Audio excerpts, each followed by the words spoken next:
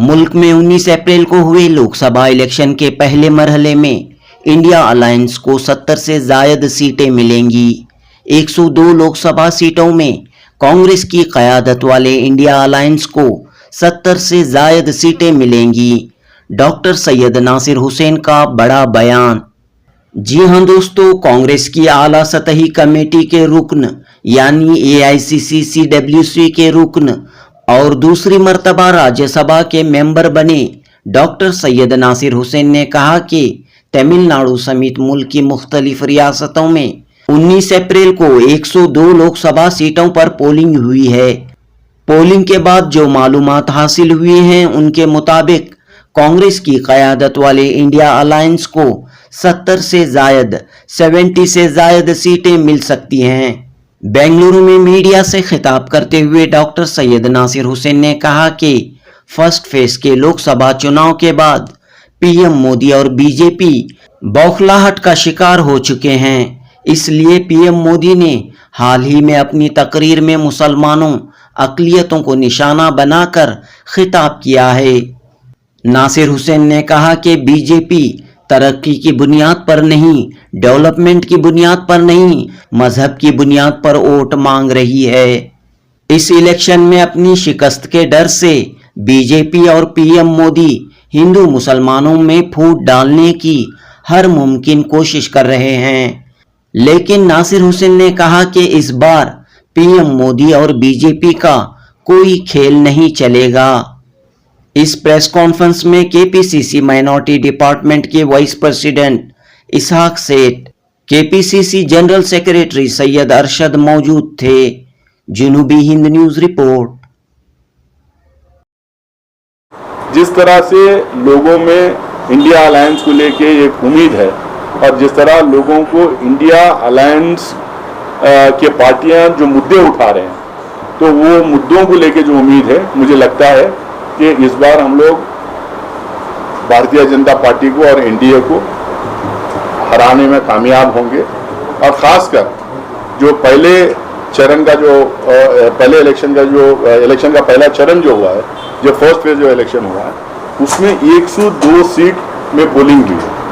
हम लोगों ने हमारे लीडर्स के साथ बातचीत की, अलग अलग लीडर्स के साथ, हमारे जो सर्वेस करते हैं उनसे हम लोगों ने बातचीत की, हमारे अलायंस पार्टनर्स के लीडर्स के साथ और उनके सर्वे टीम्स के साथ हम लोगों ने बातचीत की।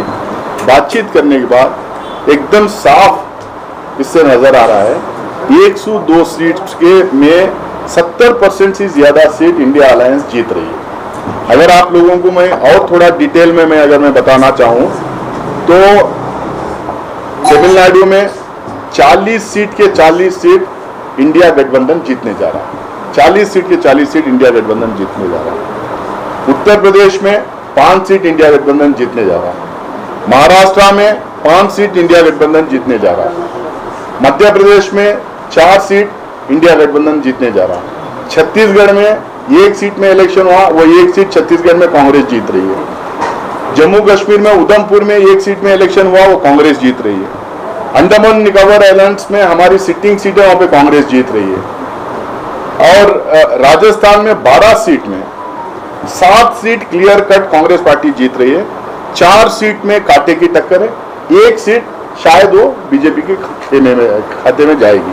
तो इससे एकदम साफ नजर आ रहा है कि मिनिमम 70% से ज्यादा सीट इंडिया अलायंस को मिल रही है। तो इससे नरेंद्र मोदी जी बौखला गए हैं, भारतीय जनता पार्टी के लीडर बौखला गए हैं। उनको अब समझ में नहीं आ रहा कि अनएम्प्लॉयमेंट, जो बेरोजगारी का मुद्दा हम लोगों ने उठाया है, उसका वो कैसा जवाब देंगे। हमारा सीधा सवाल है 2014 के इलेक्शन में और 2019 के इलेक्शन में नरेंद्र मोदी जी और भारतीय जनता पार्टी लगातार देश को बेवकूफ बनाने का काम किए, बड़े बड़े वायदे किए थे। हम बहुत सारे 100 के वायदे किए, उन वायदों के बारे में हम पूछ ही नहीं रहे। आपने वादा किया देश के किसानों को कि 2022 तक उनकी इनकम डबल होगी। डबल तो दूर की बात, इनकम कम हुई और किसानों को खत्म करने के लिए, छोटे मोटे किसानों की जमीन हड़पने के लिए आप काले कानून लेके आए थे। 14 महीने एजिटेशन चला, काले कानून वापस लेना पड़ा, 800 से ज्यादा किसान मारे गए। तो हम इसके ऊपर सवाल उठा रहे हैं। हम कह रहे हैं कि आप MSP minimum guarantee, minimum support price जो किसानों को देने की बात की थी, उसका क्या हुआ? आज हम मैनिफेस्टो में कह रहे हैं कि हमारी सरकार अगर आए तो पहले दिन हम एमएसपी किसानों को देंगे और डिक्लेयर करेंगे। तो इस तरह की जो 5-6 बड़े जो गारंटीज थे वो हम लोग बार बार उनसे पूछने की कोशिश की, उसका जवाब नहीं हुआ। उल्टा ये क्या कह रहे हैं, हमको 400 पार करवा दीजिए, 400 हमको पार करवा दीजिए। तो लोग पूछे भाई आपको जो है चुनाव जीतने के लिए, सरकार बनाने के लिए आपको 50% सीट चाहिए। आपको जो है 543 सीट्स में 50% कितने होते हैं? 275 आपको चाहिए। 275 सीट्स के लिए आप मेजॉरिटी के लिए आपको वोट मांगना है। आप 400 पार क्यों बोल रहे हैं? बाद में आनंद कुमार हेगड़े का बयान आ गया, इनके कई नेताओं का बयान आ गया कि 400 पार ये इसलिए पूछ रहे हैं क्योंकि ये कॉन्स्टिट्यूशन बदलना चाहते हैं। कॉन्स्टिट्यूशन अगर बदलना है 407 सीट इनको चाहिए। अगर कॉन्स्टिट्यूशन जो बदलना चाह रहे हैं उसमें क्या बदलना चाह रहे हैं?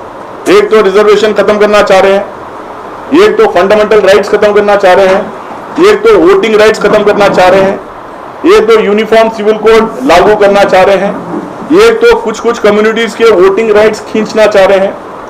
ये जो स्पेशल पैकेजेस हम लोग जो देते हैं उसको खत्म करने की ये बात करें। ये कहते हैं कि वक्फ बोर्ड खत्म कर दो, ये कहते हैं कि हज कमेटी ऑफ इंडिया खत्म कर दो, ये कहते हैं कि माइनॉरिटीज का वोटिंग राइट खत्म कर दो। ये इनकी इनके जो लीडर्स नागपुर में बैठे हैं जो बार बार कहते हैं कि कॉन्स्टिट्यूशन बदलना है, तो उनका जो आरएसएस का लिखा हुआ कॉन्स्टिट्यूशन इस देश पे लागू करने की इनका एक षड्यंत्र है, इनकी एक जो कॉन्स्पिरेसी है।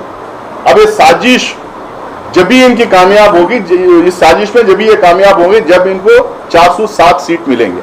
जब हम लोगों ने इसका खुलासा किया, जब हम लोगों ने इसकी बात करने लगी, जब हम लोगों ने इसको खुल के लोगों के बीच में इनका जो कॉन्स्पिरेसी है लोगों के बीच में लाने लगे, तो इस देश के दलित, इस देश के आदिवासी, इस देश के अकलियत और इस देश के बैकवर्ड सब इकट्ठा होके हमारा ग्राउंड रिपोर्ट, मैं पूरे हिंदुस्तान में घूम के आ रहा हूँ, हमें जो ग्राउंड रिपोर्ट हमारी हेड ऑफिस में मिल रही है, ये सारे जो कम्युनिटीज मिलके एक तरफा वोटिंग की हैं। हमारे लीडर्स भी बहुत सारे ऐसे हैरान हैं, खासकर राजस्थान, मध्य प्रदेश, छत्तीसगढ़ वगैरह में, कि इस तरह की वोटिंग कैसे हुई। तो मूल मुद्दा लोगों के सामने कॉन्स्टिट्यूशन जो है बदलने की कोशिश कर रहे हैं उसको नाकाम करना है। अनएम्प्लॉयमेंट का जो इतना बड़ा मुद्दा है, अब एम्प्लॉयमेंट जनरेट करने वाली पार्टी को वोट देना है और जो पार्टी हमारे जो इंस्टीट्यूशंस को बचा सकती हैं उसको वोट देना है, हमारे कॉन्स्टिट्यूशन को जो प्रोटेक्ट कर सकती है उसको वोट देना है। तो ये मुद्दे ग्राउंड पे बन गए। इसके वजह से जब इनका इंटेलिजेंस रिपोर्ट मिला, जब प्रधानमंत्री को ये पता चला कि 70% से ज्यादा सीट इंडिया अलायंस को जा रहे हैं जो पहले वाले फेज में, तो कल इनकी बयानबाजी हुई। अब बयानबाजी क्या करते हैं? मनमोहन सिंह ने कभी बोला था कि नेचुरल रिसोर्स और नेशन के रिसोर्सेज के ऊपर अक़लियतों का पहला हक होना चाहिए। उनका कहने का मतलब यह था भाई किसी भी देश में जो अक़लियतें रहते हैं वो डरे हुए होते हैं, वो इनसिक्योर होते हैं, उनके साथ डिस्क्रिमिनेशन किया जाता है, उनके साथ सही तरीके से बर्ताव नहीं होता है, उनके साथ डिफरेंशिएट किया जाता है। तो इसके लिए उनको प्रोटेक्शन देने की जरूरत है, उनकी भलाई, उनका डेवलपमेंट को लेकर भी उनका ख्याल रखना है, इसको ले उनकी तरफ तवज्जो देने की जरूरत है करके मनमोहन सिंह जी ने बोला था। कल जिस तरह का बयान उन्होंने प्रधानमंत्री दिया है, ये आज तक मुझे नहीं लगता कि कोई हिंदुस्तान का प्रधानमंत्री इतनी गिरी हुई हरकत किया होगा, इतने गंदे तरीके से किसी एक कम्युनिटी को टारगेट करके इसके गंदे तरीके से बयानबाजी किया होगा। आज कल रात में हम लोगों ने इलेक्शन कमीशन को कंप्लेंट किया, आज टाइम अभी थोड़ी देर पहले हमें मिला था, हमारी टीम वहां पे गई है, कंप्लेंट की है और बोले हैं कि इस कंप्लेंट को लेके एक्शन लेना चाहिए प्रधानमंत्री के ऊपर करके उनको हम लोगों ने बोला है। इन लोगों ने ये भी बोला है कि ये जो मैनिफेस्टो कांग्रेस का है, ये मैनिफेस्टो में खाली मुसलमान करके लिखा हुआ है। तो हम लोगों ने कॉन्स्टिट्यूशन के कॉपी भेजी है प्रेसिडेंट ऑफ इंडिया को और इलेक्शन कमीशन को कि खुलेआम एक प्रधानमंत्री झूठ बोलता है। अगर हम दलितों की बात करते हैं, बैकवर्ड्स की बात करते हैं, माइनॉरिटीज की बात करते हैं, किसानों की बात करते हैं, मजदूर की बात करते हैं, महिलाओं की बात करते हैं, तो हम ये कहते हैं कि कोई समाज में जो है इक्वालिटी होना चाहिए, कोई समाज में लेवल प्लेइंग फील्ड होना चाहिए।